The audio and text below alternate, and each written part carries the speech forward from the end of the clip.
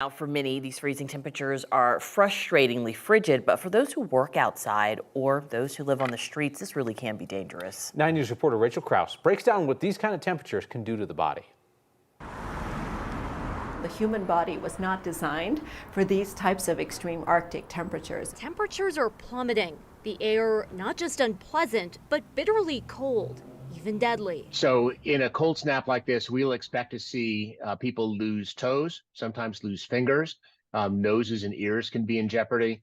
And hypothermia can be life-threatening. Every year we have unfortunately, we have a few people freeze to death in Denver. Dr. Eric Lavonis, an emergency physician at Denver Health, says as freezing temperatures settle in, they're bracing for a busy weekend in the ER. He says this cold is dangerous, especially for those on the streets. It's very cold, the wind's going to be blowing, and it's very easy to become hypothermic or have frostbite.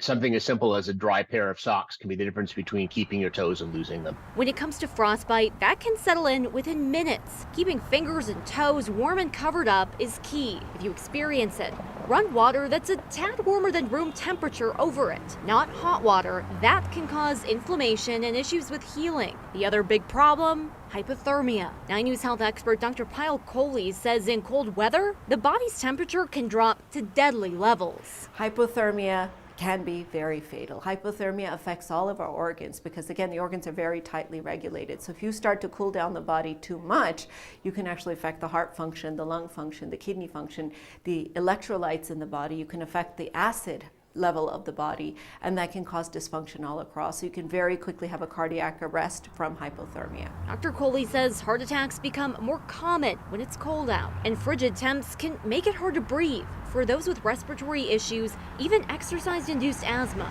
If you can, stay inside. If you can't, dress in layers and make sure those clothes are dry. And try and take breaks from the cold or seek shelter if you can. And look out for others. If someone needs help, call. We're here to help, but prevention is a lot better than cure. Now, yesterday, the governor issued a disaster declaration as this dangerously cold weather moves through the state. That allows the National Guard and the State Department of Emergency Management to help get involved. Now, take a look at your screen. The state has opened up warming shelters to help folks get through the next few days. They've got locations in Greeley, Fort Collins, Jefferson County, Thornton, and here in Denver. So if you or someone needs a warm place to go, they've got you covered. Yeah, when we say this weather can be dangerous, you really put it into perspective for us tonight, so we appreciate it. Please come inside and get warm.